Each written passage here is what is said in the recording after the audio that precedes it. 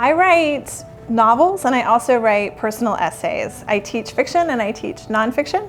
My novels so far have centered around turning points in American history, but looking at lesser known or lesser heard stories.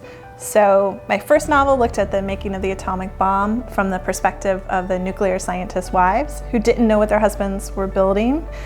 At least they claimed that. And the second novel looks at the arrival of the Mayflower passengers from the perspective of two women of very different status and means. I was always a kid who found solace in reading and writing. It would help me understand the world around me, but I never thought that I could make a career of it. I didn't think I was good enough. No one in my immediate family had gone to college. Sometimes students can feel like they're not sure if creative writing will fit what their expectations are, their parents' expectations are for their career.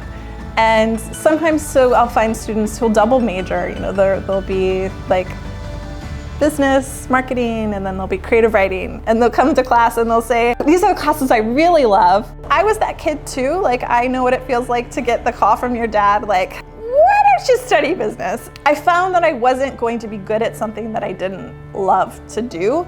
And I also think when students come into creative writing classes, you're not just writing stories, you're coming to understand your life. Like, I've taught historical fiction before. We've done things like gone over to the university archives and they've read journals from students from the 1940s and the 1950s, and they'll be stunned. Like, they'll read about breakups happening at Mac and Joe's, literally, in like 1950.